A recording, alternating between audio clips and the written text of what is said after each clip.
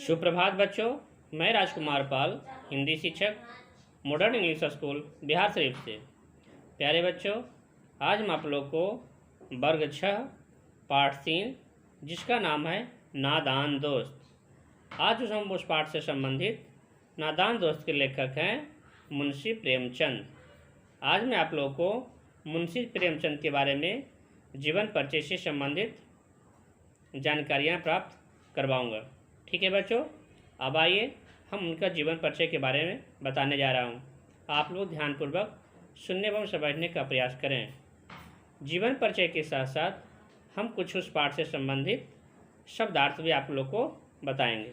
ठीक है, तो आइए सबसे पहले मैं आपको उनका मुंशी प्रेमचंद का जीवन परिचय से रूबरू कराता हूँ।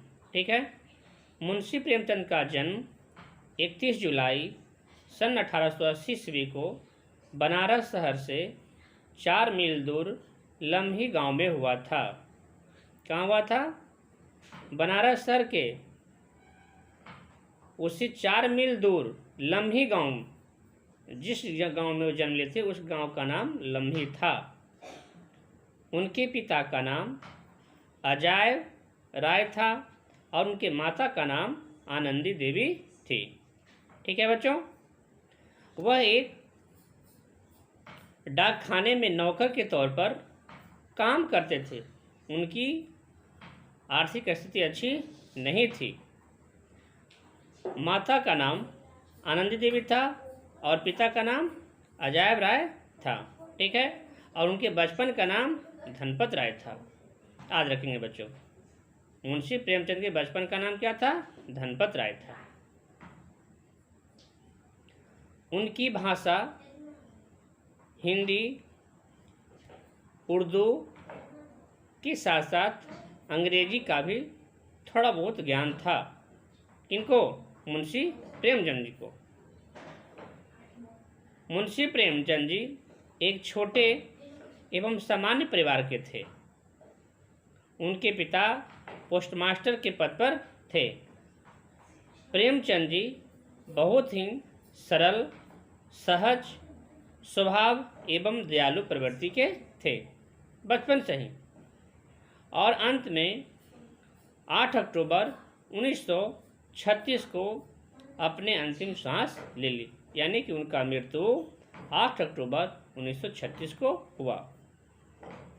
अब आइए मुंशी प्रेमचंद का शिक्षा दीक्षा। मुंशी प्रेमचंद जी का प्रारंभिक शिक्षा 7 साल की उम्र से ही प्रारंभ हो गई और उनकी अपने ही गांव यानी कि लम्ही गांव में ही प्रारंभ हुई।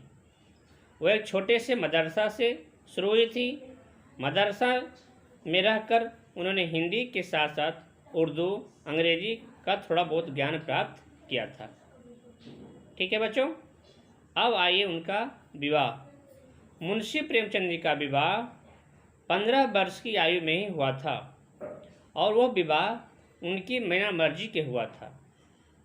लेकिन उनका जो परिवार हुए वो सुखी संपन्न घराने के थे, इसलिए उनके पिताजी ने बिना पूछे उनकी मर्जी के बिना उनका शादी कर दिए।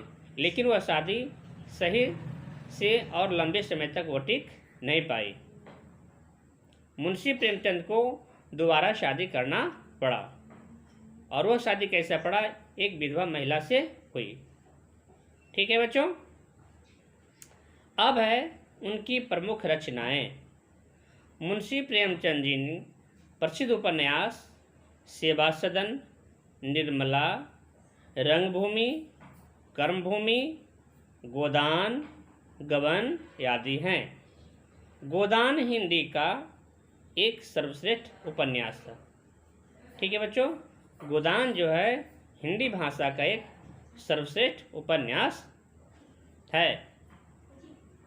अब आइए हम ये बच्चों मुंशी प्रेमचंद के जीवन परिचय से संबंधित करवाया। अब मैं थोड़ा बहुत इस पाठ से कुछ आप लोग को शब्दार्थ बता देता हूँ। ठीक है, अब आइए शब्दार्थ। कहता है कार्निश। ध्यान से सुनेंगे। कार्निश का मतलब होता है दीवार का सबसे ऊपरी भाग का हिस्सा। दूसरा है शुद्ध। याद, ठीक है। फुर्सत, आराम, तसल्ली, दिलासा या भरोसा। पेचीदा, कठिन, मुश्किल। जिज्ञासा यानी जानने की इच्छा होना। अधीर, बेचैन, आकुल। अंदाजा, अनुमान। स्वीकृत, मंजूर। प्रस्ताव, बातचीत का विषय या मुद्दा।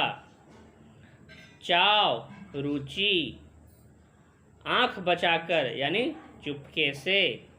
अधेड़ बुन, समस्या का हल खोजना। अधेड़ बुन मतलब समस्या का हल खोजना।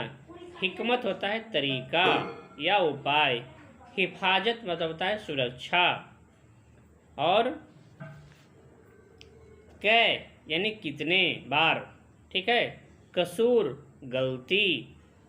लू, गर्मी के दिनों में चलने वाली गर्म हवा। चेहरे का रंग उड़ना यानी घबरा जाना।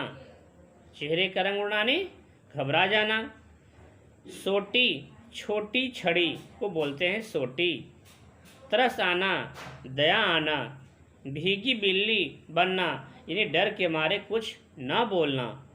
अफसोस, दुख। सत्यानाश करना, सब कुछ नष्ट कर डालना। ठीक है बच्चों, तो ये था आपका नादान दोस्ते का शब्दार्थ पाठ से संबंधित। अब मैं इस वीडियो के माध्यम से आपको लेखक परिचय यानी लेखक मुंशी प्रेमचंद का जीवन परिचय के बारे में बताया और उसके साथ साथ पाठ से संबंधित कुछ कठिन शब्दार्थ भी आपको बताया। अब इस वीडियो के माध्यम से वीडियो को अच्छी तरह से ध्यान से देखें, सुनने एवं समझने का प्रयास करें और अपने कॉपी में लिखने का भी प्रयास करें ताकि आपको जल्दी से एवं आसानी से याद भी हो जाए। ठीक है बच्चों, तब तक के लिए धन्यवाद।